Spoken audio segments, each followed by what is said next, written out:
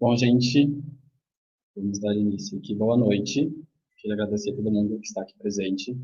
Eu me chamo Kaique, sou estudante do curso de Geografia pela Unesp aqui de Presidente Prudente e pesquisador pelo Laboratório de Biogeografia e Geografia na Saúde, BioGeos. E este laboratório está inaugurando hoje o painel BioGeos, que é um encontro entre as gerações de pesquisadores do laboratório. E este encontro lado especial, né, vamos conversar um pouco sobre saúde LGBT, QIA+, e o que a geografia tem a dizer.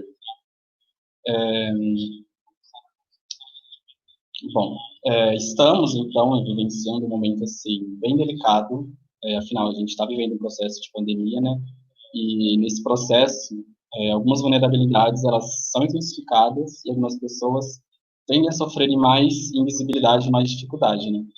E lembrando que, historicamente, a população LGBT ela já evidencia um histórico de estigmatização, de exclusão, de invisibilidade, né, e de violação dos seus direitos. E aí a gente vem para esse cenário atual, né, que a gente está vivendo de pandemia, vindo mostrando para a gente, né, de maneira geral, que a gente está em uma situação crítica em relação à população LGBT, né.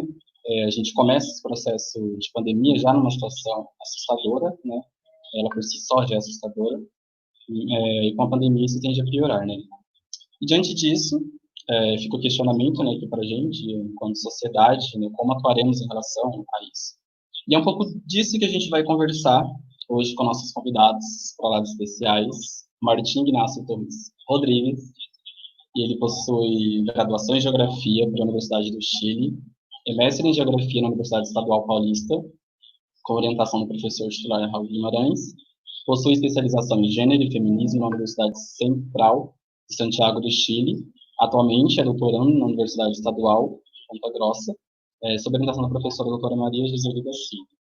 E Julián Eduardo Medina Naranjo, não sei pronunciar, pero no hablo espanhol, possui graduação em licenciatura em Psicologia e Pedagogia pela Universidade Pedagógica Nacional da Colômbia, é mestre pelo Programa de Desenvolvimento Territorial na América Latina e Caribe, do Instituto de Políticas Públicas e Relações Internacionais, com orientação da professora doutora Ana Lúcia de Jesus Almeida.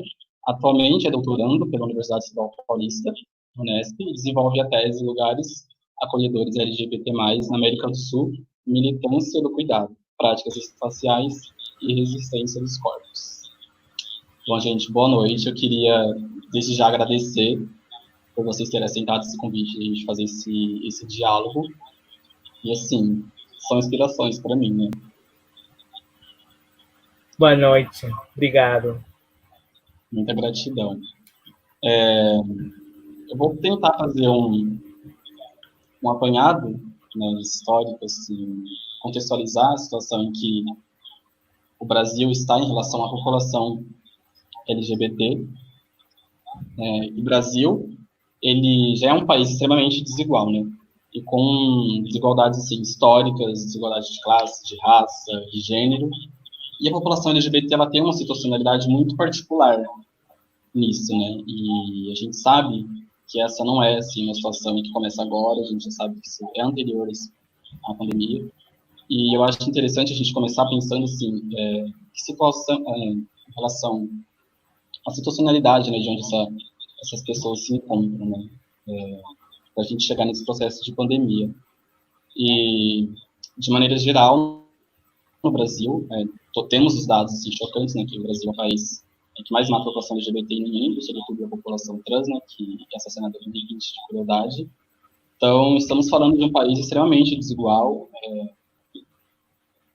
e que a gente, fazendo essa análise, esse panorama geral da população LGBT no Brasil, e junto com isso a gente tem uma série de políticas públicas, né, que foram negadas historicamente no país, ou seja, políticas públicas que nunca existiram, poucas políticas públicas em estruturas públicas, né, que existem, está sofrendo um processo de precarização, enfim, tremendo, né, absurdo. E um ponto também muito interessante que eu acho para a gente pensar isso seria fazer uma busca histórica, né, que isso começa muito antes.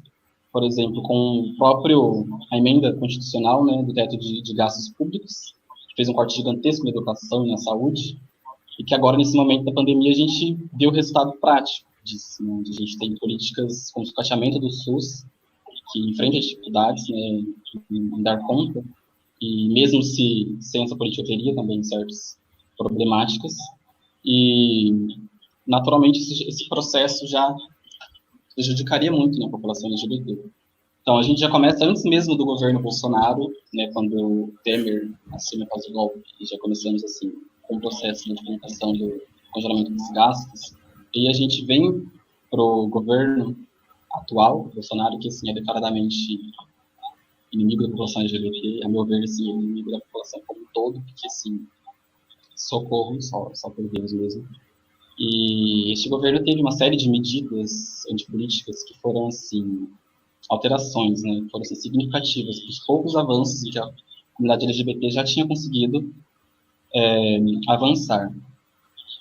E desde a mudança assim, do Ministério dos Direitos Humanos, que passa agora a ser o Ministério da Mulher e da Família e dos Direitos Humanos, que no decreto de criação do Ministério não previa, inclusive, como que iria funcionar, né, a secretaria LGBT e as questões relacionadas à comunidade LGBT, ou seja, já demonstrava ali que não teria um certo diálogo, né, e se houvesse, seria de maneira muito, muito desarticulada.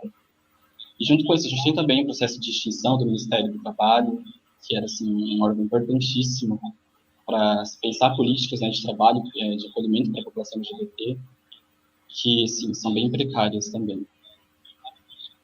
E em relação a esse processo, esse cenário de pandemia, né, com toda essa desarticulação, uma total visão assim, desse governo de não atendimento às necessidades da população LGBT, aliado ao histórico de ser um país mais violento, aliado ao histórico de ser um país que nunca visou atender as necessidades dessa população.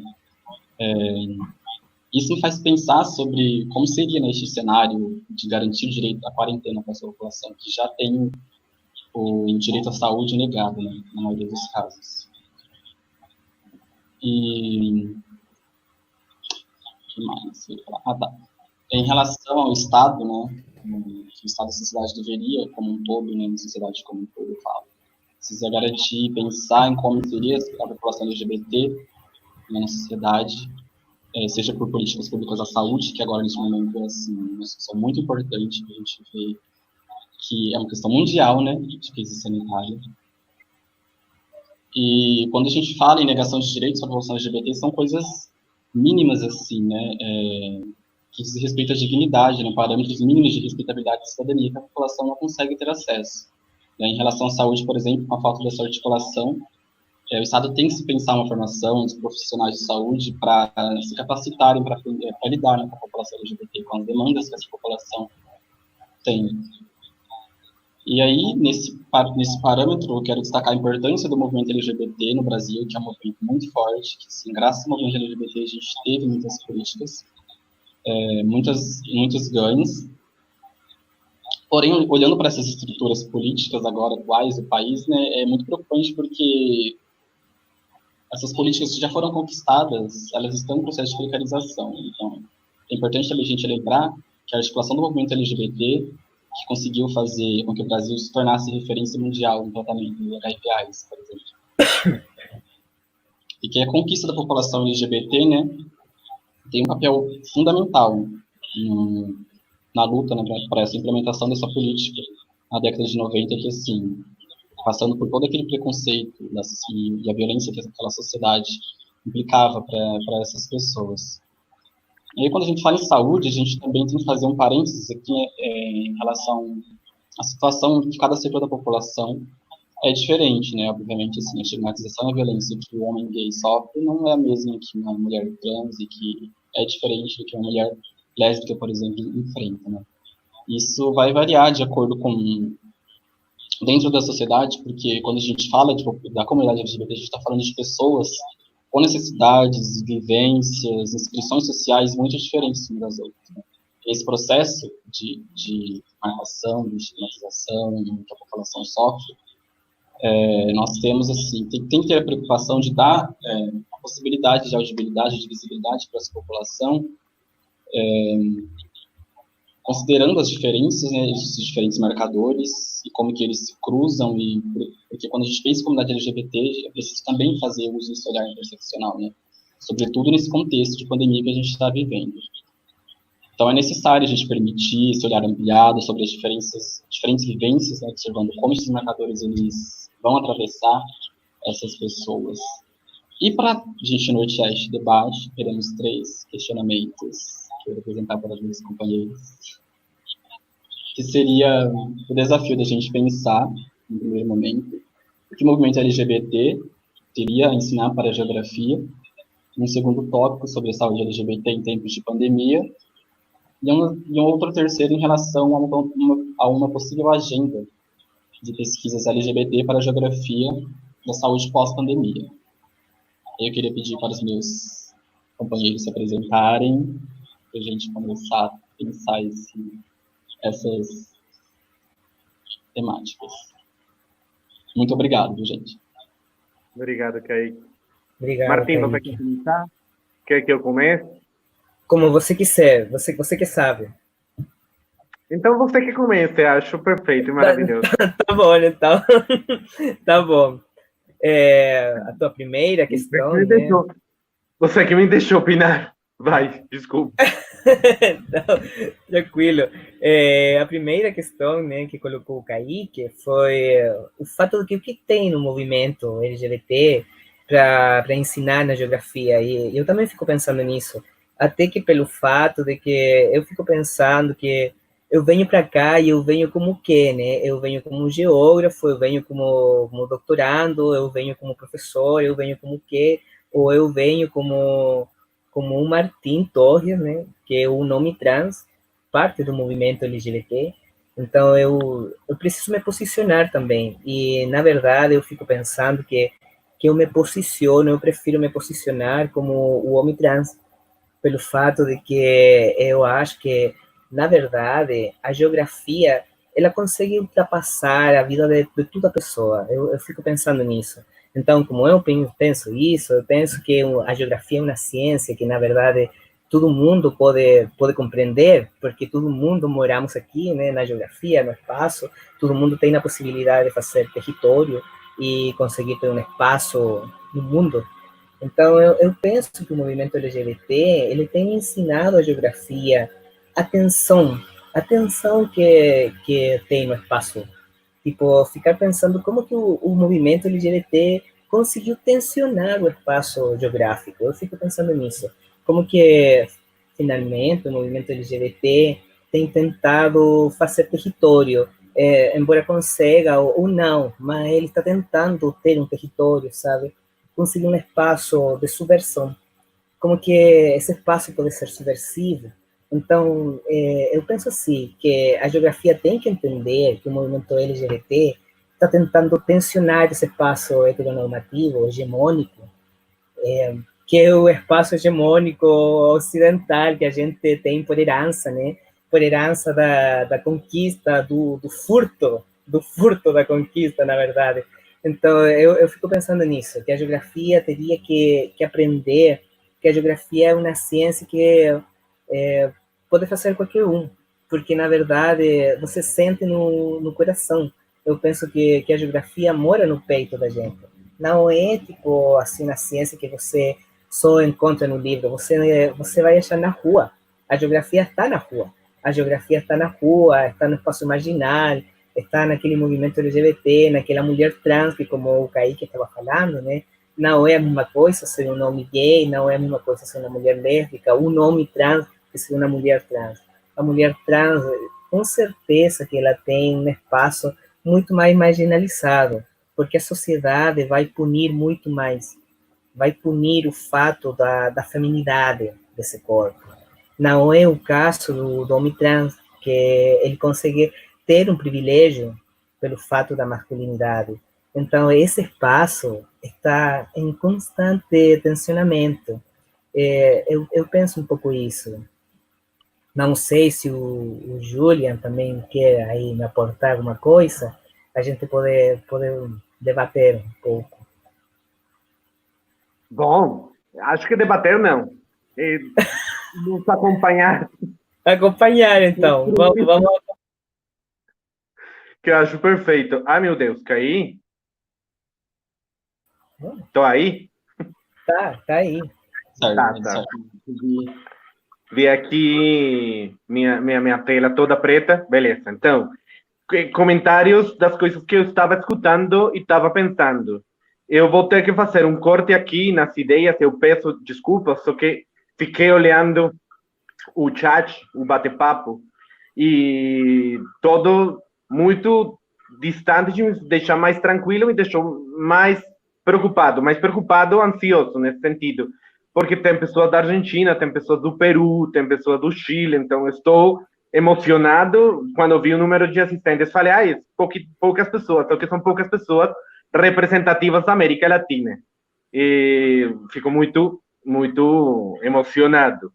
E uma segunda coisa que eu queria aproveitar para falar, aproveitando o link das primeiras palavras do Kaique, era sobre a realidade da população LGBTQIA+. Que nós, umas pessoas mais que outras, mas estamos numa quarentena antes do isolamento. Nós vivemos um isolamento permanente nas próprias casas. Aí eu vou trazer uma ideia que eu sou psicólogo de formação e uma ideia que eu estou apaixonado da geografia, o conceito de lugar. Amo esse conceito. É o conceito que tem me interessado mais. E ainda mais no mundo e na realidade LGBT, porque muitos lugares, ou muitos espaços que deveriam ser lugares, são, para as pessoas LGBT, não lugares. As casas são espaços alheios, onde não pode sentir essa conexão que deveria sentir com o lugar. E muitos outros espaços se convertem nos lugares das pessoas e da população LGBT. Entre eles, por exemplo, as casas de acolhida, os lugares, os centros de apoio. Esses viram os lugares. E me parece que essa seria, e que essa pode ser uma realidade interessante. Também, pegando um pouco da fala do Kaique, eu penso que, embora seja importante falar da realidade do Brasil, nós temos uma região muito desigual, sabe? Os corpos colombianos LGBT são os mais assassinados pela guerra interna que vive o país. E os corpos LGBT das ditaduras do Chile, da Argentina foram e têm sido os mais invisibilizados. E a realidade no Brasil é violenta contra os corpos LGBT. Então, muito pelo contrário de ter um ranking de que país está pior, isso deveria criar uma ponte de conexão entre todos nós para um diálogo, justamente por isso fico tão emocionado de ver tantas pessoas de outros países, porque é uma ponte, ver o que está acontecendo, olhar que pode ter ver aqui, que está fazendo a equipe de lá, o movimento de lá, e que estão fazendo aqui o Brasil, um país continental, sabe o que está fazendo o movimento LGBT do outro canto do mesmo estado, sabe? O estado de São Paulo é tão grande que às vezes o presidente Prudente está região. E nós aqui fazemos umas coisinhas e não estamos sabendo o que fazem na Bahia, por exemplo. Estou dando uma exagerada. Sei que tem muitas pessoas muito engajadas e que estão sabendo, mas, em geral, quase que não. Agora, pensar nos outros países ainda menos. Eu fico animado e começo a falar demais.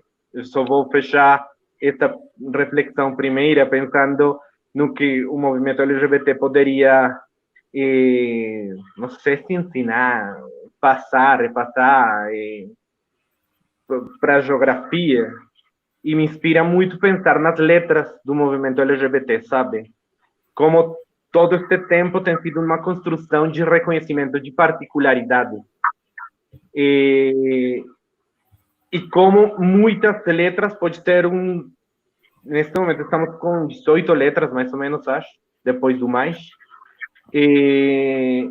Representam particularidades. Seria o ideal, em algum momento da vida, não precisar de todas essas letras, mas neste momento é super importante, porque é reconhecimento de particularidades e como a geografia precisa, eu vejo, e estou falando, e esta vez vou falar desde a ignorância total, e peço desculpa para os geógrafos, porque eu, de novo, sou de formação psicólogo e falo muita... Não pode falar merda na live, né? Não é para falar. Mas já Então, falou. Não, essa parte está de parênteses. Essa parte não está sendo mentira. Então, eu falo muita coisa errada no que tem a ver com a geografia, por desconhecimento, basicamente, mas me parece que a geografia, eu vejo ela muito subdividida, sabe? Como essas particularidades estão de um lado e de outro, como se fossem coisas diferentes. E me parece que o movimento LGBT tem demonstrado que juntar todas as ideias fortalece mais, que juntos somos mais fortes, no final das contas. E outro assunto que eu acho que a geografia e o movimento LGBT deveríamos aprender juntos seria descolonizar as ideias também. Todas essas ideias que vêm de fora e a gente assume e aprende e discursa como se fossem, sem debater, e tem muitos autores, muitas pessoas, muitos pensadores falando de coisas. E uma última coisa, agora sim prometo, Martim e Kaique, que não mais. Eu fato de outro tipo de vozes falar das coisas. Eu fico um pouco, não sei se preocupado, mas um pouco questionado quando numa live, ao vivo, sobre feminismo, nesse momento convidam mulheres, sabe? Os outros assuntos da geografia não são convidadas mulheres. As mulheres só falam sobre mulheres. Pessoas LGBT então são convidadas, pessoas trans, para falar de assuntos LGBT, quando tem muitas pessoas LGBT, muitas pessoas, e muitas mulheres, muitas pessoas negras que falam de diversos assuntos, e como o diálogo deveria estar aberto para todo tipo de pessoas. Foi isso. Eu espero não estar sendo muito problemático com os que estou falando. Obrigado, Caí. Não, imagina, Juliana. Foi muito bem na sua palavra. E é interessante, né, a gente pensar no que você tinha dito sobre isolamento, né, que a população LGBT já sofre, porque, assim, nesse momento, a população LGBT já tem um histórico de isolamento social. Nesse momento, o mundo vive um isolamento espacial, que a gente tem que ficar em quarentena.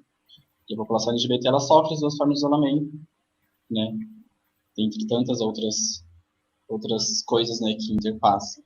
E a geografia, né, como ela é uma ciência que tem a capacidade de articular muitas ideias, muitas situações, ela tem muito mesmo a aprender com o movimento LGBT.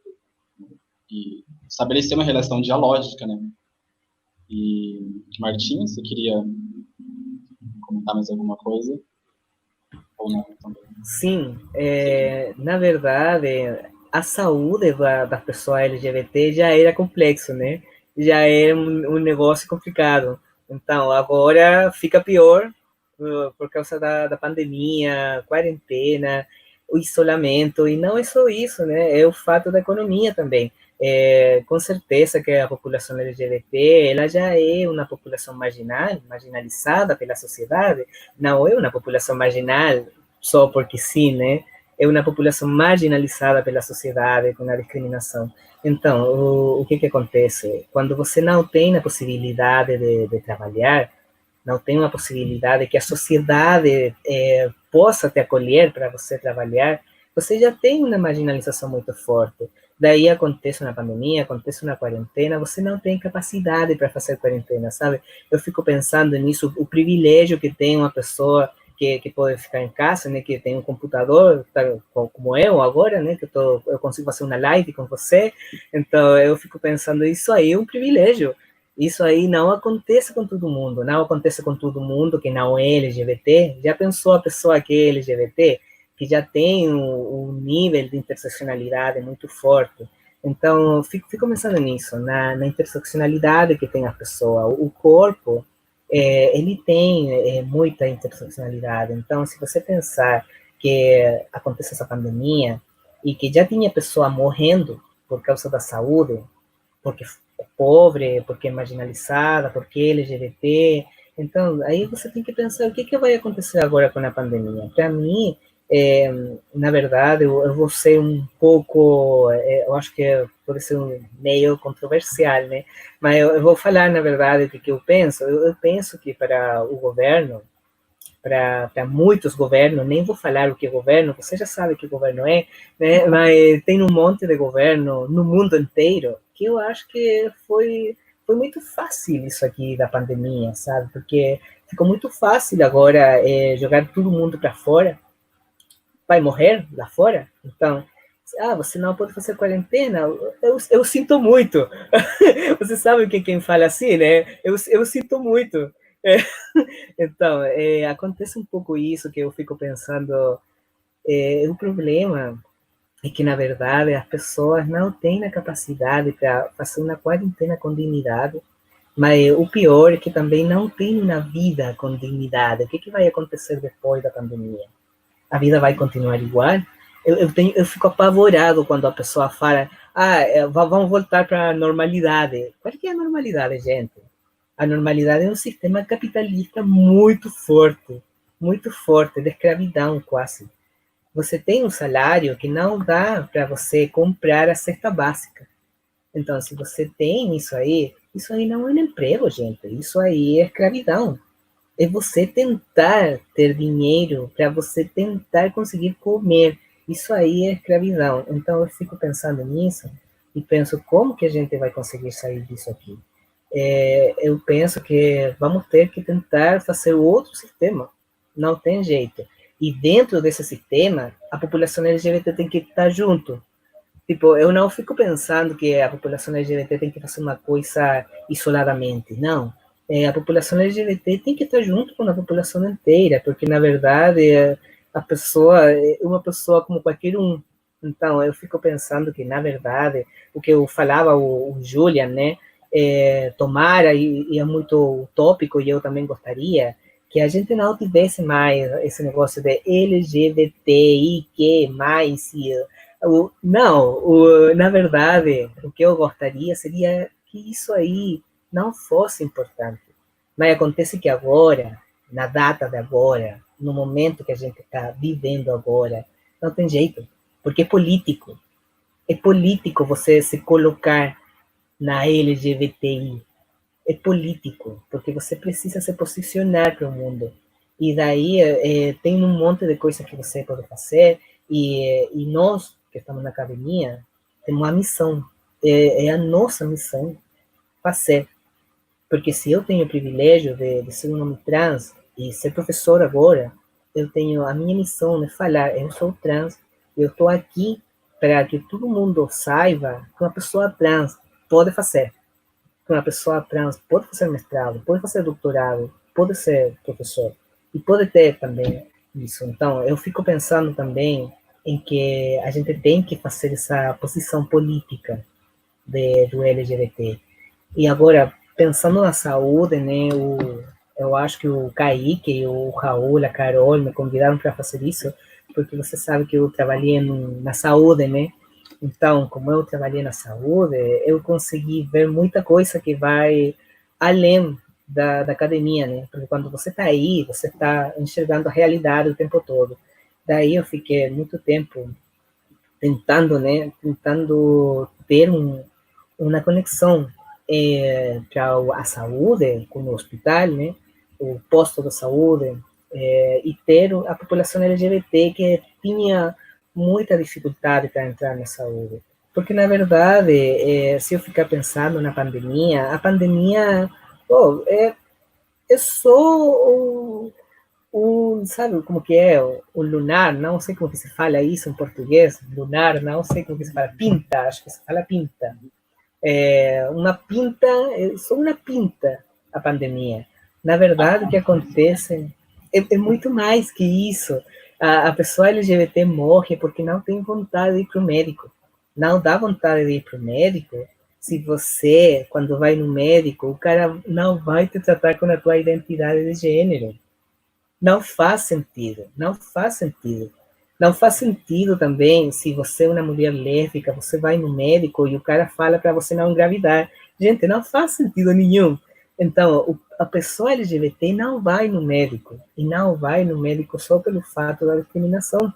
Então, a pandemia é só uma pinta. É só uma pinta para a população LGBT. A população LGBT já é acostumada na interdiscriminação. E isso é muito forte, isso aí que tem que terminar. Não podemos voltar para a normalidade, Kaique. A gente tem que virar outra coisa. Isso, desculpa, Julian, vai.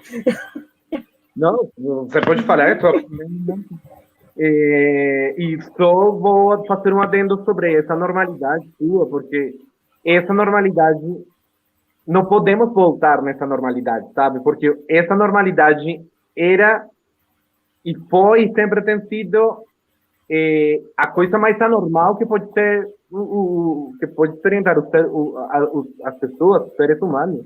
O negócio, escutei uma metáfora, um exemplo que falava que a pandemia só foi uma panela de pressão, sabe? Quem foi batata, quem foi cenoura, quem foi ervilha, depois de sair da panela de pressão, vai ficar mais enfraquecido.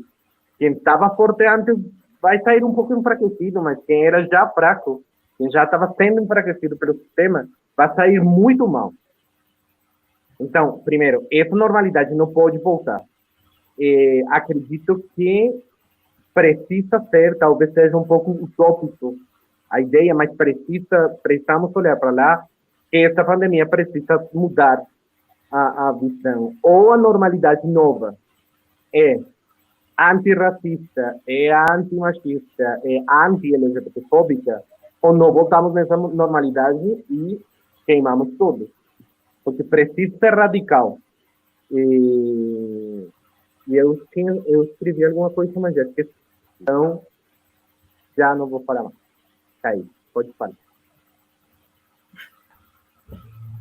Esse momento, né, na pandemia, ele evocou todas as discussões em relação ao cuidado, à saúde, ao autocuidado, ao cuidado com o outro, né? E, como o Martim falou, a saúde é um ambiente que a população LGBT ela não é bem-vinda, não é respeitada. Então, um ambiente que deveria prezar pelo bem-estar, né? Se você não tem saúde, ora, a saúde é a vida. Se a pessoa não tem saúde, que é um direito básico, né? Como que a pessoa vai conseguir trabalhar? A população LGBT também tem dificuldade em acessar esse direito ao trabalho, direito à moradia, e o momento em que as pessoas precisam ficar em quarentena. Né? Então, como pensar a saúde da população LGBT em tempos de pandemia, gente? Sobre a saúde, era isso que eu queria falar. Era sobre o fato de... Eu não tenho a experiência que o Martim falou sobre a saúde na área biológica da saúde. Eu sou psicólogo, então tenho a experiência na parte da saúde mental, que faz parte de uma saúde integral. E num evento antes da pandemia, que tinha me convidado na universidade aqui da UNOeste, a gente estava falando sobre o papel dos psicólogos na saúde mental da população LGBT e sobre a necessidade de todo profissional da saúde, independentemente do que possa acreditar ou não, seguir uma linha de trabalho fixa para todos, para todo mundo. Eu passei um exemplo. Eu posso acreditar no signo, sabe? Gostar, adorar, se uma pessoa é gêmeo, se uma pessoa é capricórnio, sabe? Eu posso acreditar no que eu quiser. Mas eu não vou, numa ficha de anamnese, perguntar para a pessoa nome, nacionalidade, peso, signo. Sabe? Não faz sentido perguntar aí o signo. Eu posso acreditar tudo o que eu quiser, mas aí eu não vou perguntar isso. A mesma coisa, eu posso acreditar o que eu quiser com a orientação sexual, com a identidade de gênero, eu posso ser cristão, católico, judeu. Minha identidade, do que eu acredito, é inerente. Mas isso não pode interferir, isso não pode intervir, isso não pode me fazer tratar uma pessoa porque meu trabalho de uma forma diferente. Eu não posso, porque eu acredito em uma coisa, achar. E no mundo e na realidade LGBT, nós temos esse problema, porque quando falamos de saúde mental, a população LGBT precisa resolver primeiro o assunto da fome, por exemplo. Então, saúde mental das prioridades vai lá no final. Se eu preciso resolver muitos assuntos, eu primeiro vou resolver o aluguel deste mês, que eu não estou conseguindo pagar. Primeiro vou resolver como mental vai ser o final, e isso sempre vai ser empurrado para o fundo. E a saúde mental da população LGBT dentro de casa é o que mais vai ser afetada. Porque você está vivendo normalmente com o inimigo. É dentro de casa que você tem a pessoa que violenta você. É dentro de casa onde você tem no lugar que eu estava falando, onde você fora, no espaço, no centro de convivência, na casa de acolhimento, sente que está com seus pares, está sendo entendido, e volta para sua casa, e aí você vê opressão. E agora imagina, passou uma locomotora aí aqui. E agora imagina, nesta pandemia, como falávamos da panela de pressão, isso está fechado em um laboratório de psicologia de Sergipe, fez uma pesquisa pela internet, tem os dados preliminares da pesquisa sobre a situação da população LGBT e a violência contra a população LGBT, o isolamento, tem números alarmantes, e são de pessoas privilegiadas que têm acesso à internet, sabe? Aquelas que não têm, nem estão respondendo essa pesquisa. Então, bom, era isso que eu queria falar sobre saúde. Oi, Kaique. Então, sim, pode falar. Eu queria falar também, porque aqui não tem agora no live, né, mulher trans, mas eu gostaria também de falar algumas coisas que acontecem com elas, né, pelo fato dos trabalhos também que eu tenho com elas, e a gente milita junto, né, eu tento militar junto também com mulher trans, então acontece muito agora, como estava falando o Julian, que a pandemia foi uma panela de pressão, e na verdade que ela foi, porque ficou muito claro o quem é que tem privilégio e quem que não, né? O quem tem privilégio de ter seguro de saúde, o quem que não, o quem tem segurança no emprego e o quem não. Então, isso aí ficou muito claro. E, tipo, acontece agora com as mulheres trans, né? Eu pesquiso isso também, eu pesquiso e eu trabalho com mulher trans que está na rua, né? Que é mulher trans que está na rua, que faz trabalho sexual, e acontece muito de que elas falam de que agora a precariedade que ela tem, a marginalização que ela tem pelo fato de não conseguir fazer um programa, é muito forte, e a gente não fala isso, porque a gente mora numa sociedade muito moralista, sabe? A gente mora numa sociedade muito religiosa, então as pessoas não falam disso, não falam de fazer programa na rua, mas acontece que o programa na rua também é como a pessoa consegue comer. Então, o que acontece com isso? Aí a pessoa não fala nada disso, a academia não fala disso. E eu fiquei pensando, fiquei lembrando um pouco, eu queria saber se eu posso falar uma pequena historinha? Posso te contar uma história? Pode, fica à vontade. Tá bom. Se o Raul me está olhando, o Raul vai lembrar do que eu vou falar, porque o Raul foi que me acompanhou, né? Raul, você mora aqui, no meu coração, você sabe. Quando eu estava fazendo mestrado lá em Prudente, na Unesp, né? O Raul, como meu orientador, ele, nossa, é um professor maravilhoso. Daí, aconteceu que eu fiquei doente. Eu fiquei doente, eu acho que eu estava com gripe, só que o Raul, como ele é envolvido na saúde, né? E ele falou, não, cara, eu acho que você tem dengue. Daí ele falou dengue e eu fiquei apavorado, aqui no Chile não tem dengue. Então, eu achei que ia morrer. Daí o Raul falou, não, vamos no posto de saúde. Daí a gente foi no posto de saúde, eu estava com medo. Acho que o Raul ainda não tinha noção do que acontecia comigo, por que eu tinha medo. Só que como ele me acompanhou, ele percebeu o que acontece com a pessoa trans quando vai no médico. Naquele momento, eu ainda não tinha meu nome de Martim, eu tinha meu nome de mulher. E acontece que a gente foi porque tinha suspeita do dengue. Só que a moça que estava me perguntando as coisas, só perguntava se eu tinha peito, se eu tinha vagina, se eu tinha útero, se eu tinha pênis. E ela tirou a roupa e eu tenho um monte de pelo assim na barriga, né? E ela falou, nossa, mas você tem pelo? E eu falei, gente, até que o Raul ficou puto, né? O Raul falou, a gente tá aqui porque a gente quer saber se o cara tem dengue, né? Não quer saber a história da sexualidade dele. Então aí o Raul falou por mim. Eu era já, faz um tempão já que eu fiz mestrado, não vou falar quanto tempo, mas foi um tempão já, e o Raul foi que teve que falar isso, porque eu fiquei com medo. E não só medo, senão que você é acostumado a isso, você é acostumado a que a pessoa pode falar o que quiser de você, pode perguntar o que quiser de você. Então, é isso aí que fica difícil para a pessoa que é trans. Isso aí que fica difícil para a pessoa LGBT. Tipo, eu estava aí por dengue, não estava aí por causa do hormônio, porque eu queria fazer cirurgia. Não era isso. Não era isso. Era outra coisa.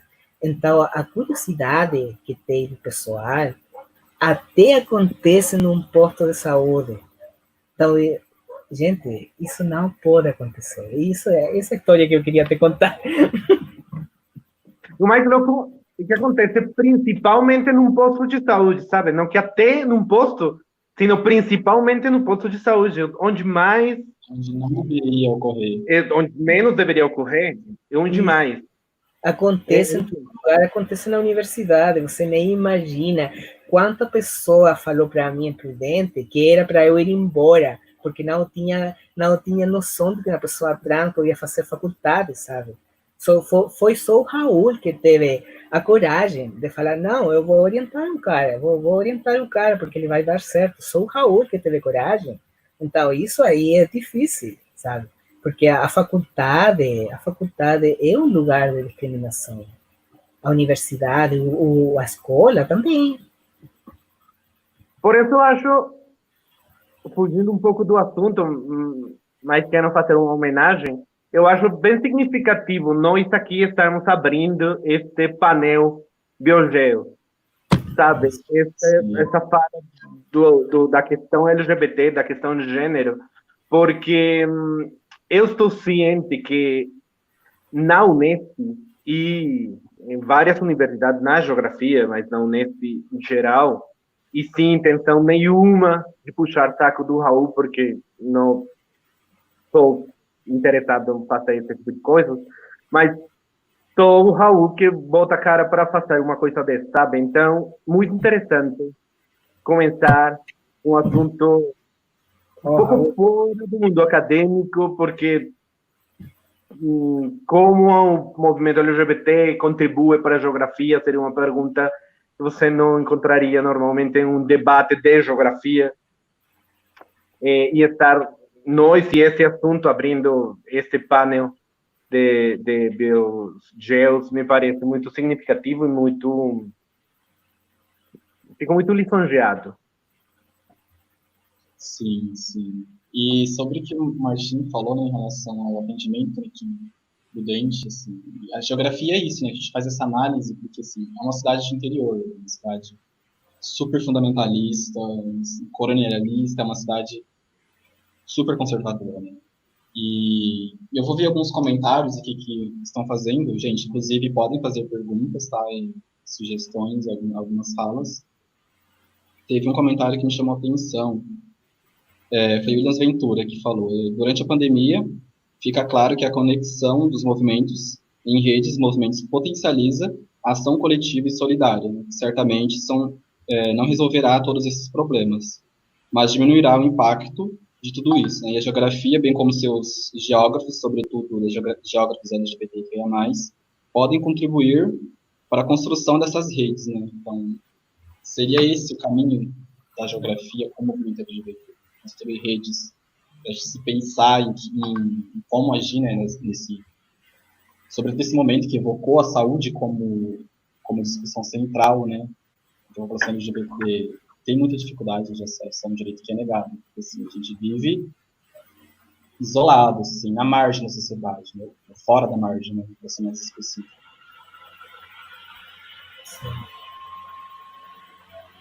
Então, deixa eu ver em qual tópico nós paramos sobre saúde em tempos de pandemia. Poderíamos, né, Ok. fazer um link com a agenda de pesquisa para a geografia da saúde pós-pandemia. Como faremos? Os desafios da sociedade. Kaique, sobre o comentário do William, gostaria de apontar basicamente que eu acho que esse tempo de pandemia, por ser um momento de panela de pressão, tem também visibilizado também os mais brilhantes e escuros segredos do coração de Tom. Sou poético no dia de hoje. Mas, basicamente, o fato de todos esses incentivos de solidariedade, de ajudar, de apoiar, que não pode ser perdido no fim da pandemia, entre outras coisas, porque precisa sair da normalidade e voltar para outro tipo de normalidade. Mas acredito que fortalecendo os movimentos e fortalecendo as iniciativas dos movimentos sociais, a gente pode conseguir não dando voz, porque as pessoas já têm voz, mas emprestando os microfones de quem tem essa possibilidade de falar mais forte para escutar essas vozes que não estão sendo escutadas, que já estão organizadas, que já se movimentam, que já faz muito tempo trabalham em rede, mas que estão invisíveis porque precisam ficar invisíveis. Então, acho que precisamos fortalecer e dar esse espaço. Sim, essas redes elas têm que ser construídas como sociedade, né? Não apenas um movimento LGBT, é uma construção que tem que ser com a sociedade, né? Como um todo. Sim. Gente, podem mandar perguntas aqui no chat também, tá? Tá bom. Kaique, você estava perguntando da agenda, né? Da agenda e vou tentar também pensar no que falava o William, né? Na pergunta. Então, eu tô pensando, sim, que na verdade, como fala o Julian, é importante tentar fazer rede. E eu fico pensando que é bom trazer, eu sempre falo isso, é bom trazer a rua para a academia. A gente tem que estudar o que está acontecendo na rua, porque é aí onde está a realidade. Você tem que pensar o que você vai pesquisar e para quem você vai escrever. Você vai escrever para o teu colega que também faz postdoc, ou você vai escrever para a população, né? Então, eu tento escrever para a população, para que essa moça que está na rua, ela me entenda o que eu estou escrevendo, né? Então, fico pensando nisso, como que eu vou trazer a rua, mas também, como eu sou transfeminista, né? Eu fico pensando que eu quero trazer o que acontece na rua, mas não quero fazer uma exploração. Então, isso aí, às vezes, metodologicamente, fica muito difícil você tentar fazer uma pesquisa e não virar aquele pesquisador que vai explorar o conhecimento alheio. Então, eu tento dialogar, tentar fazer uma pesquisa dialogando, né? Tentando bater um papo aí para a pessoa, sabe, ela colocar o que ela quer, mas também tentar constituir uma pesquisa nova, outro jeito de fazer pesquisa. Eu acho que isso também é importante. E pensando nisso, fico pensando naquela agenda futura, né? Que eu acho que é completamente necessário. A gente precisa fazer isso. A gente precisa se vincular, a gente precisa fazer pensar o que vai acontecer depois da pandemia.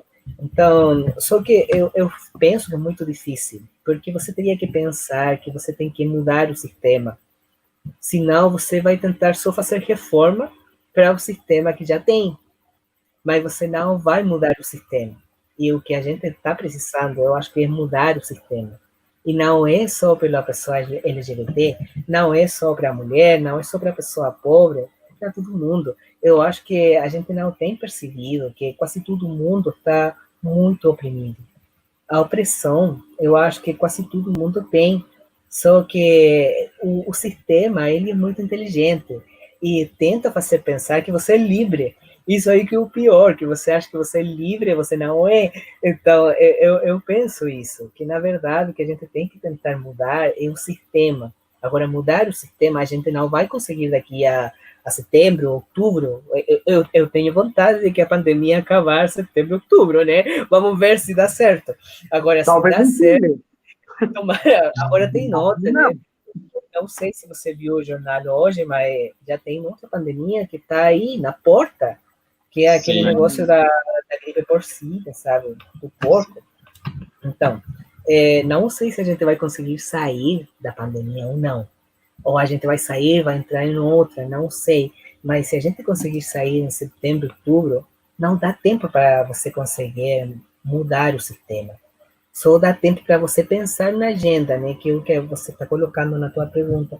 Pensar naquela agenda, o que a gente vai fazer com a saúde LGBT. Eu penso que a primeira coisa que você tem que fazer é pensar, já que estamos na academia, é tentar capacitar, fazer uma capacitação, você levar esse estudo para a pessoa que está no posto da saúde, para a pessoa que está no hospital, para a pessoa que vai estudar para ser médico, sabe?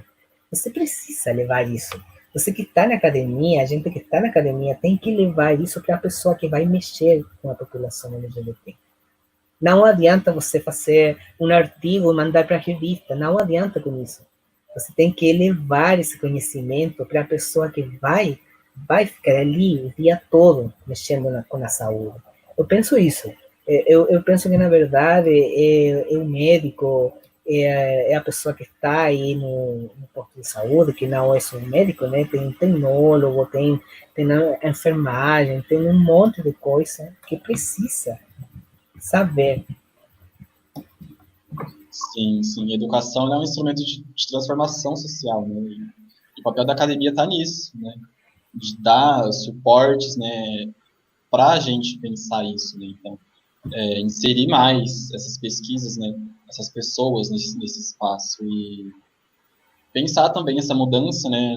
Nos cursos da saúde, uma disciplina de formação específica, né? Para isso. Então, Isso. pensar em uma agenda de pesquisas é muito além, porque a gente tem que pensar em inserir essas pessoas nesse espaço, né? Então, é algo básico que a gente tem que fazer e não faz, né? Que a sociedade não faz. Então, é muito desafio, é muita coisa. Muito, na verdade. Mas tem que fazer, Sim, não é, sim, exatamente. Até que, de fato, que a gente pode tentar construir, sabe, uma rede internacional, gente. Sim. A gente poderia tentar fazer isso aqui com o Julian, com o Kaique, com o Raul, comigo, sei lá, com o que for. Mas tentar fazer aí alguma coisa. Vou ler uma pergunta que fizeram aqui no chat. Gostaria de saber dos palestrantes quais os caminhos a serem percorridos para solucionar esses problemas estruturais, sobretudo no que se refere às desigualdades existentes e atinge diretamente essa população. Foi o William que fez a questão. O William está tendo perguntas difíceis o tempo todo. Oi, William. Eu acho que essa pergunta é para mim, né? Eu tenho quase certeza que é para mim a pergunta. Bom, William, na verdade, eu não sei como que está agora no Brasil, né? Eu morei no Brasil e eu tive até medo de morar no Brasil, porque eu sei que o Brasil é o país que mais mata a pessoa trans, né? Então, eu não sabia se eu ia sair de casa, se eu ia chegar em casa ou não. Mas agora que no Chile, não é tão assim, né? Tem também muita morte, mas não é como o Brasil. Mas, mesmo assim, na verdade, a gente está tentando se articular, estamos tentando fazer alguma coisa para tentar fazer, sabe, que a população trans tenha a possibilidade de sair da marginalização. E estamos tentando fazer com o ensino fundamental, né? Com o ensino fundamental e com tentar ter emprego também, porque se você tiver emprego, você consegue fazer muita coisa. Agora, aqui no Chile, a maior preocupação que a gente tem é de mulher trans, porque ela é muito mais marginalizada que o homem trans. De fato que tem muito homem trans que, se não falar que o cara é trans, ninguém sabe. Tipo, eu já falei um monte de vezes para a pessoa, e as pessoas falaram para mim, nossa, se você não falar, eu nem imaginava que você era trans, cara. Tem um monte de pessoa que falou isso para mim. Agora, acontece muito. Então, isso aí é invisível. Também isso aí não é bom. Porque se você tem uma invisibilidade da pessoa, você fica na ignorância. Você fica pensando que não existe, né? Então, você acha, nossa, não tem homem trans. E quase que tudo que a gente tem é mulher trans. Então, fica também difícil isso. Então, com o homem trans, o que a gente está tentando fazer é visibilidade. Com a mulher trans, é tentar sair da marginalização. Pelo menos aqui no Chile. Não sei como que está no Brasil agora. Também. Bem, Essa é a importância de a gente estabelecer essas redes, né, de analisar como é a situação da saúde para a população em cada nível latino-americano, né, para a gente se fortalecer enquanto uma rede, né, muito importante mesmo. Estava pensando, pegando um pouco as palavras do Martim, que ficaram ecoando na minha cabeça, sobre a necessidade de linkar a academia com a rua, tá? O tempo inteiro, sabe? Essa é uma preocupação que eu tenho também faz muito tempo. Eu acredito que o fortalecimento dos movimentos terraplanistas, por exemplo, tem uma porcentagem forte dessa desconexão da academia com as pessoas de rua, sabe? Com as pessoas de casa. Com escrever para a gente mesmo, escrever o doutor para o outro doutor, para a revista internacional, para todos ler entre nós. E a pessoa não fica sabendo de nada que a academia está construindo, até chegar num ponto que estamos, de um cientista que tem estudado sobre um assunto ter a mesma validade que uma pessoa que acha que conhece sobre um assunto porque assistiu um vídeo do YouTube, por exemplo. E poder debater com a mesma empolgação. Então, poder levar essas informações em uma linguagem que possa ser entendida, que seja escutada, me parece importante. E também visibilizar, de novo, eu acho, eu posso estar errado, mas eu tenho acompanhado que nesses últimos tempos, na Colômbia também, aqui no Brasil, muitas mais pessoas fora do padrão normal da academia estão fazendo pesquisa, sabe? E eu acho super importante que uma pessoa LGBT estude a população LGBT, eu acho super importante as pessoas negras estudando a população negra, e não mais como tem acontecido por muitos anos, pessoas brancas, cis, estudando outros tipos de população e enxergando elas desde longe e estudando como fizeram conquistadores, invasores, de fato, historiadores na América indígena, sabe? Desde um livro, e desde a Espanha ou de Portugal, escrevendo o que acontecia aqui. Então, poder visibilizar esse tipo de pesquisa da própria pessoa que está vivendo, que está acontecendo, que está conversando com a rua. Me parece importante. Eu acredito que esse o plano, no final das contas, deste espaço do painel Biogeo, é o plano do perfil de Instagram que estamos criando também no laboratório para poder visibilizar essas coisas que estão acontecendo, para não ficarem no artigo que a gente precisa apresentar para a revista, para conseguir os créditos, para conseguir ter seu título, passar de mestrado, de doutor e conseguir um emprego e acabou. Nesse sentido, e eu vou ser muito rápido, estou pensando muito aqui em Presidente Prudente, uma história, aproveitando que Kaique já deixou o Martim falar uma história, eu vou contar uma também, por assunto de igualdade. E lembrei de uma vez aqui na Unesp que eu estava num seminário, eu estava falando sobre meios audiovisuais para criar e gerar novas narrativas. E lembro que o exemplo era uma professora que, para o TCC, o trabalho de conclusão de curso da graduação, tinha feito um trabalho com mulheres trabalhadoras sexuais. Tinha feito uma gravação, tinha entrevistado elas, muito bonito, ela conseguiu seu título, agora era doutora. Estava trabalhando na universidade e numa mudança encontrou as gravações e falou, olha, o que será dessas mulheres? E a ideia do curso do seminário era eles fazerem um documentário de que tinha acontecido com elas e o que estava acontecendo agora. E várias delas continuavam sendo trabalhadoras sexuais, várias outras tinham morrido, várias outras. A pesquisa da senhora não tinha mudado nada a vida delas, mudou a vida da pesquisadora. Essas entrevistas mudou a vida da pessoa que fez, que escreveu, que conseguiu título, ficou, conseguiu emprego, foi para frente. A vida das pessoas pesquisadas continua igual.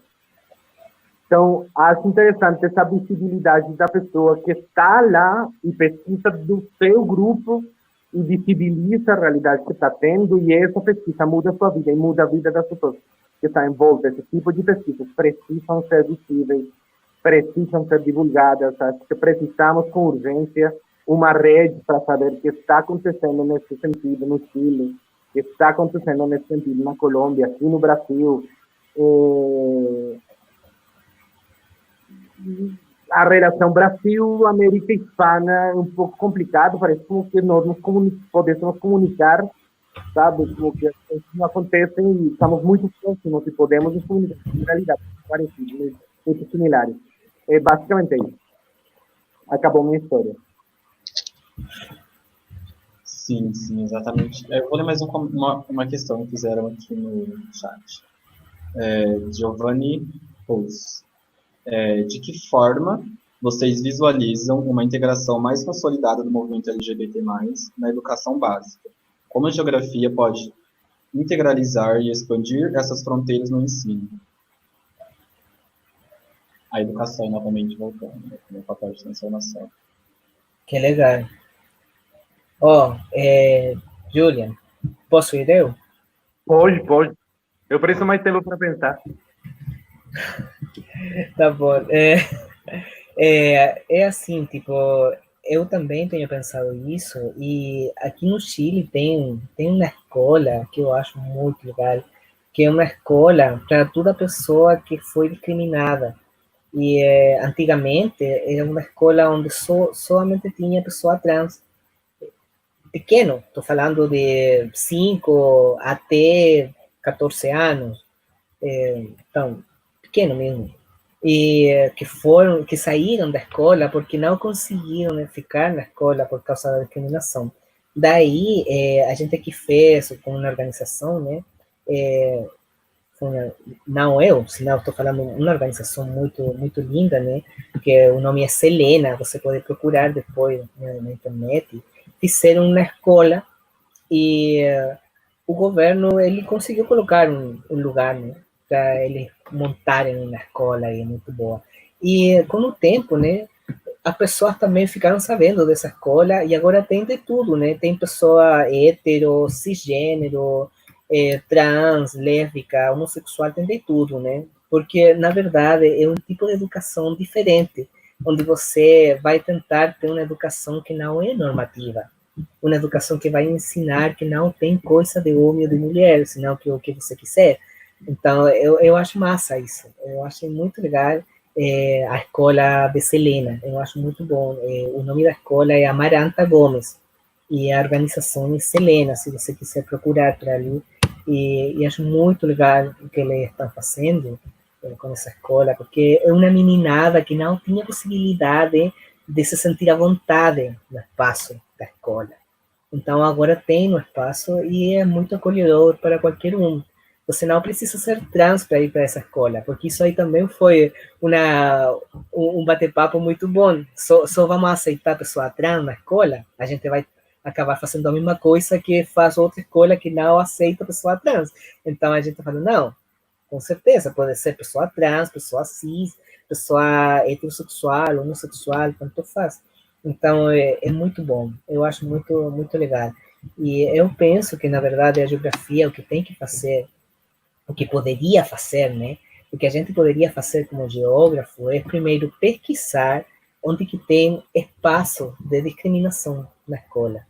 Qual é a escola que você percebe como discriminação e qual não? Então, se você tiver um mapinha, sabe? Se você tiver uma mapa aí com uma cartografia, com tudo, você já pode pensar para onde que vai conseguir fazer uma iniciativa. Então, se você já tem na mapa, colocando onde que tem maior discriminação, você depois você consegue ir para esse lugar e tentar dar uma capacitação para a pessoa. Você consegue falar com o professor, falar com a professora, falar o que está acontecendo na realidade, o que acontece com os meninos, com as meninas, para eles não sair fora da escola.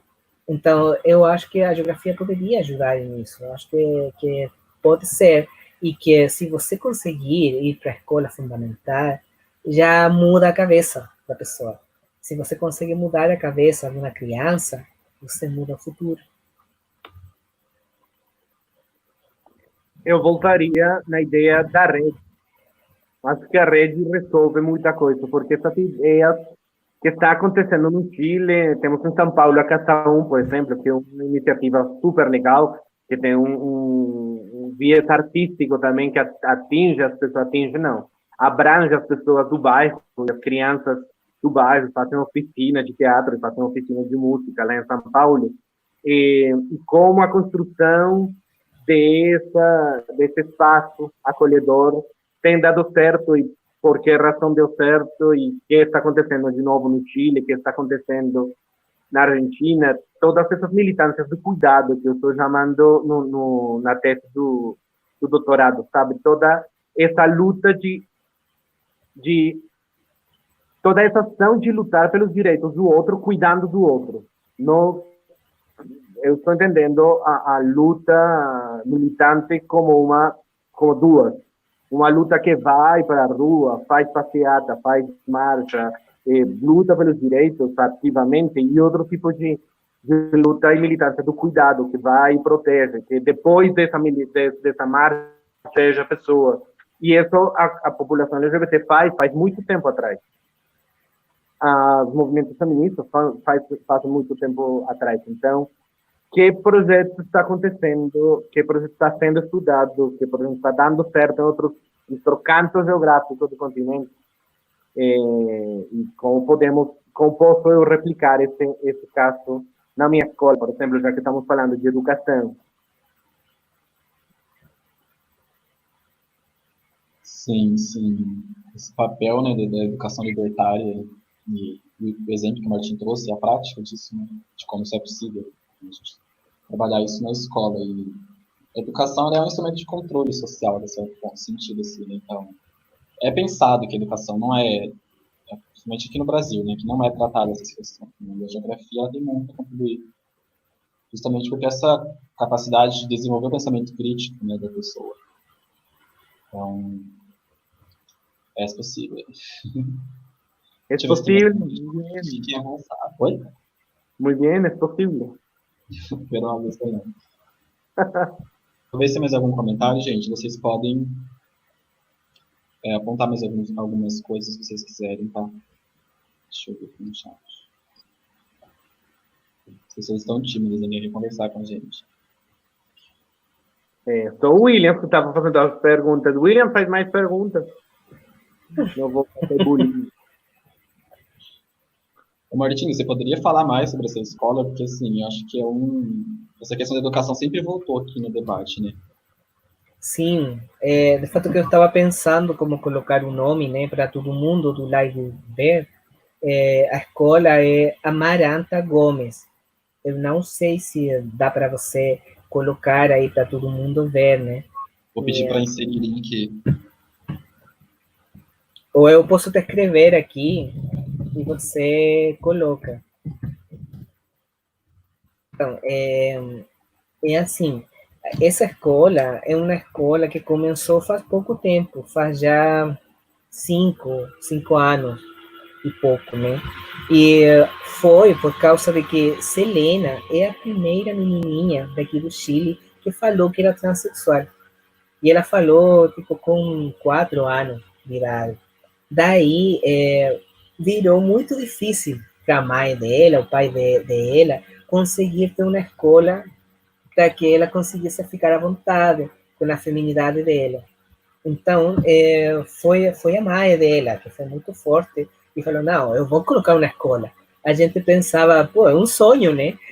Mas ela conseguiu fazer essa escola e você não vai acreditar, mas todo professor que vai de voluntário, não é pago, sabe? Você vai e dá aula para os meninos porque você tem vontade de fazer isso. Então, eu acho que é muito bom e até que é uma prática que eu acho muito decolonial, porque você não precisa de ter um pago. Você vai porque você quer ensinar para os meninos e as meninas. Então, isso aí é muito lindo. Eu adoro essa escola, acho muito linda. Eu sempre que posso, eu falo dessa escola, porque eu acho massa. E a Selena, agora já está maior, né? Acho que tem 11 anos, a Selena já está grande já. Então, a Selena foi que falou por primeira vez aqui no Chile, uma pessoa pequena, falar que é trans.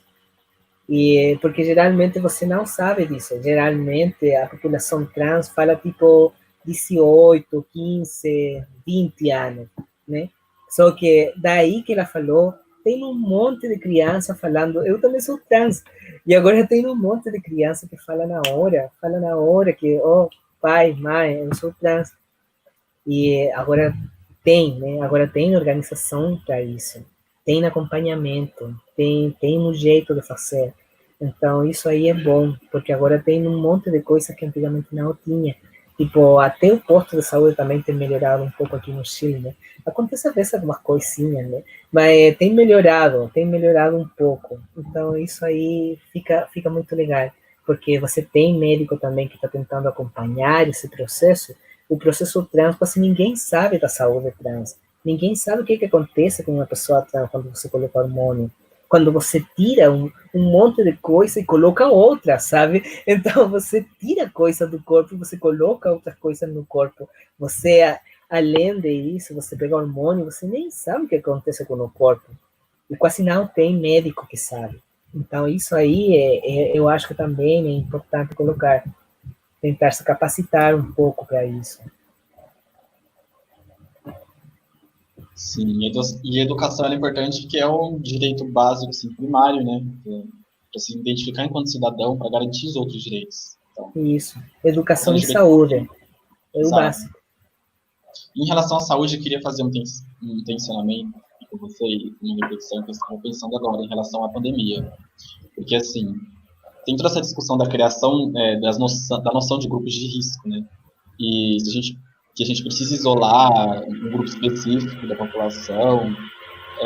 Só que essa ideia também pode não ser muito saudável, né, até certo ponto, porque é um convite para a gente pensar que, por exemplo, a pessoa tira dela, né, essa responsabilidade também de se autocuidar, de cuidar do outro, transfira a culpa para uma outra parcela da população e tiro de mim essa responsabilidade de lidar, né, de resolver essa solução, que é uma solução social, né, que tem que ser resolvida em coletivo. Então, a gente tem que ter essa certa atenção, né, para a gente não cair nessa armadilha, né.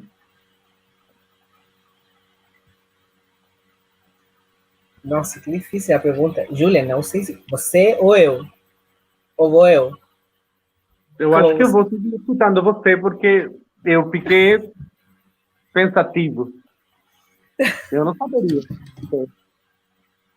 Então, eu fico pensando assim, muita coisa que você falou, né, de como tentar se organizar também, né?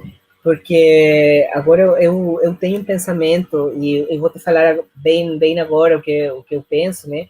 Porque quando a gente fala de população de risco, eu fico pensando muitas vezes que isso já é uma discriminação.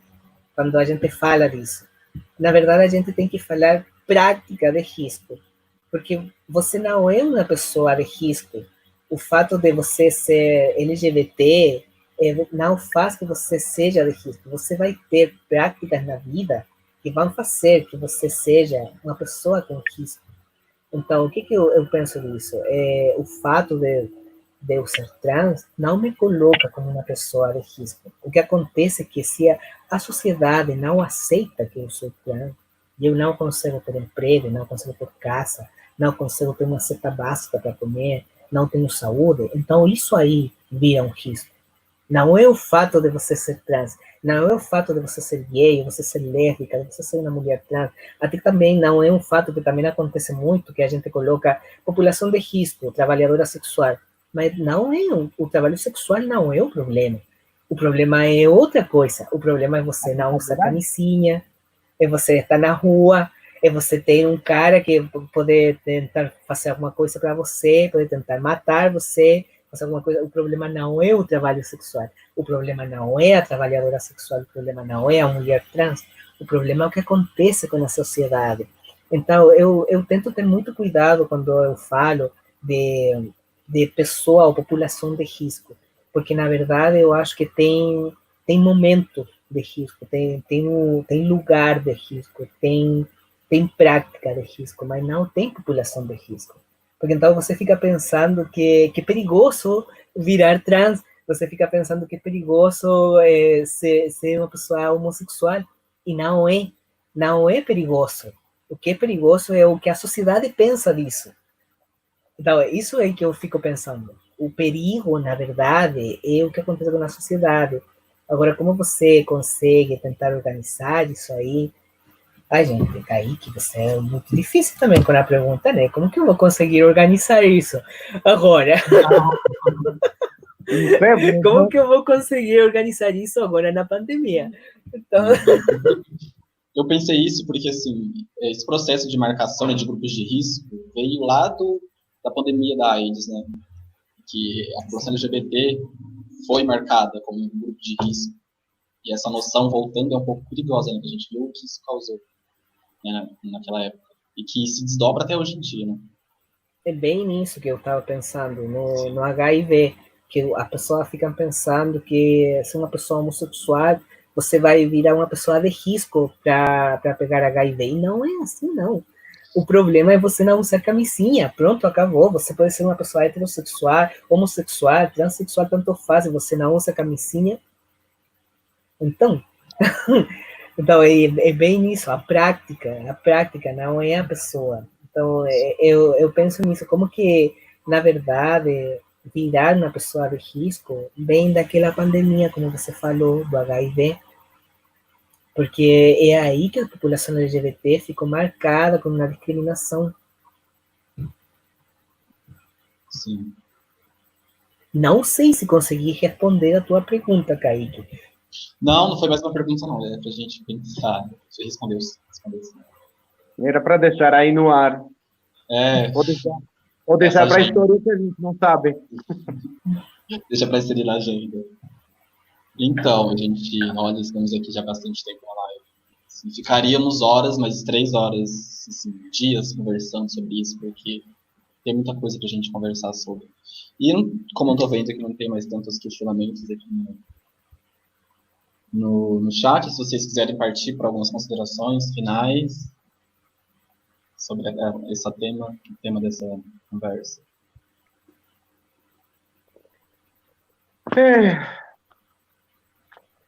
Aprendizados. Preciso fazer como uma revisão dos aprendizados. Mais que qualquer outra coisa, me parece interessante esta oportunidade de nos juntar 3 pessoas que estão fazendo uma pesquisa que talvez tem coisas em comum, ou que talvez tem linhas que pode atravessar as dos outros, a pesquisa do outro, e bater um papo, sem pretensão nenhuma de responder os problemas da humanidade, porque não vão conseguir. Mas poder pegar todos os maiores aprendizados. E uma coisa que eu vou ter que pegar de aprendizado, uma coisa que já tinha aprendido pelo trabalho na psicologia, a população em situação de vulnerabilidade e a população vulnerável, que eu não tinha relacionado com população em risco e práticas de risco. Então, me parece que o linguajar, que o idioma, que usar as palavras certas nos contextos certos, com as populações certas, precisa ser importante. Não, é uma coisa importante. Precisamos nos policiar para trabalhar nesse cuidado de usar efetivamente para não vulnerar ainda mais as populações que já estão em situação vulnerável. penso que precisamos sair dessa panela de pressão fortalecidos, com redes, porque voltar para a normalidade não pode ser o caminho. O planeta está precisando matar a gente. Está preparando uma pandemia atrás de outra porque não estamos dando certo. Então, precisamos ou nos organizamos ou o planeta acaba com nós. Estou fazendo um comentário meio louco sobre isso, falando das pandemias que estão vindo. O planeta está querendo retomar seu espaço, porque quem está errado é todo esse sistema que temos construído em volta da gente para fortalecer e perpetuar as coisas que acreditamos estão aí, sabe? O sistema capitalista está aí, como que parece que não pode ser mudado, não pode ser modificado, está aí, precisa ser feito do jeito que foi marcado. E a pandemia tem nos ensinado que não, que pode ser feito de outras formas e que precisam ser pensadas outras maneiras. Então, muitos aprendizados. Seguramente eu vou rever esta live para pensar e meditar sobre as coisas que foram faladas, coisas que talvez no meio de toda a sensação de comunicação ao vivo, de estar sendo gravado, de deixar isso para a posteridade e ter que ver depois quantas vezes errei na fala, então não fiquei tão atento, e depois quando eu volte e assista, falei, nossa, que interessante que me faltou isso para analisar. Então, muitos aprendizados, muito grato com o Martim. Eu já conheci a tua história, você é uma figura aqui em Presidente Prudente, claro, por conta de ter um trabalho, minha pesquisa com população LGBT, sempre tem relação e referência a teu passo por aqui, porque tem sido um passo marcante, importante, dentro do laboratório. Então, muito grato de ter podido conversar contigo, e espero de coração que não morra essa possibilidade aqui, que possamos verdadeiramente criar essa rede que me parece profundamente importante e profundamente enriquecedora. Foi isso que eu ia falar. Obrigado. Obrigado, Julian. Obrigado, Julian. Obrigado. Obrigado, Julian, de verdade.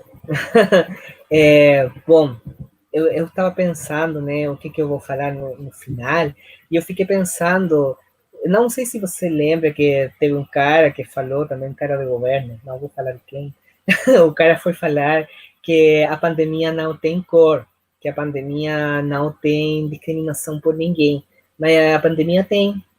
A pandemia tem raça, tem classe e tem gênero. A pandemia tem, e tem muito. O quem morre nessa pandemia é o que não tem o privilégio de fazer a quarentena, né? Então, e não é só isso. O fato da alimentação, de você se alimentar bem, eu acho que também é um fator, né? Eu acho que você também, se você consegue se alimentar bem, se você está em casa, se você tem um cuidado e tal, você consegue se virar melhor até se você se contagiar. Então, a pandemia, com certeza, ela tem um nível de interseccionalidade muito forte. E não é por causa do vírus, né? O vírus geralmente não tem discriminação. O que acontece é que a pandemia vai matar a pessoa, né? E vai matar alguém, vai matar a pessoa que tem raça, né? Que tem uma raça de cor, né? Que é uma pessoa negra, geralmente, ou indígena, aqui também, no Chile acontece muito. Então, porque uma pessoa marginalizada tem gênero, tem classe, com certeza. Então, eu fico pensando nisso, na desigualdade, como que acontece a desigualdade no mundo inteiro, e, na verdade, a pandemia deixou ver muito claro isso. E é isso aí que eu fico com dor da pandemia, porque é verdade o que fala o Julia, né, que a pandemia é uma coisa que a natureza, o mundo inteiro, a Terra está falando, cai fora, ser humano, cai fora, porque já não dá para você ficar aqui. Então, é verdade isso, só que às vezes eu fico pensando, quem que vai ficar aqui na Terra? Vai ficar aquele cara que é homem, que é branco e que é rico. Então, eu fico pensando nisso e falo, não pode ser, a gente tem que lutar. A gente ainda tem que lutar, e essa pandemia está aqui para nos mostrar que a gente tem que continuar lutando. A gente vai sair disso, porque a gente LGBT já saiu de muita coisa. Então, agora também o pessoal LGBT vai sair dessa pandemia. Eu tenho certeza disso. E eu quero falar também que estou muito grato. Estou, na verdade, muito grato com o Kaique, com a Carol, que também não está aqui agora na tela, né? Mas eu sei que a Carol está aí também. Com o Raul, que também não está na tela, mas também está aí. Com o Julian. Brigadão. E que bom saber que a minha pessoa deixou alguma coisa imprudente. Eu achava que todo mundo ia bater palma quando eu saí do Prudente. Agora eu já sei que não. Que bom. Então, brigadão por tudo. Obrigado por esse momento. Eu estou muito grato e obrigado pelo convite. Quando vocês quiserem, eu estou aqui. A rede tem que continuar. Gente, muito obrigado por ter aceitado o convite para a gente fazer essa conversa. Vocês são dois pesquisadores, assim, ícones do nosso lab. E muito obrigado pelo laboratório em pensar esse espaço para a gente articular, né, todas as gerações de pesquisadores do nosso laboratório que foram e são muito importantes. E eu tô, assim, grato, né, a tudo que a gente conversou, aprendi muita coisa aqui, acredito que as pessoas também, pelo que eu tô lendo nos comentários, amaram. E, assim, foi muito bom saber a proporção que essa conversa tomou também, né, porque tinha pessoas aqui do Brasil, da Argentina, do Chile, do Peru, da Colômbia, e vamos pensar nessa rede de articulação, né? Essa conversa não vai parar aqui. Foi muito bom justamente conversar sobre, justamente neste mês, né, como a gente celebra o orgulho LGBT, e diante desse contexto que a gente vive de pandemia. Então, muito obrigado a vocês. Muito obrigado também a Carol e ao Jota, o João Pedro, que estão aqui ajudando a gente nos bastidores. E muito obrigado a todo mundo que acompanhou essa transmissão. Vai ficar salva no canal do Biogels. E aguardem, porque outros painéis terão outras temáticas que esse laboratório promete, gente. E é isso. Muito obrigado mesmo. Beijo para todo mundo. Beijo, obrigado. Obrigado, gente. Vamos construir, gente. Biogels, amo vocês. Tchau. Tchau.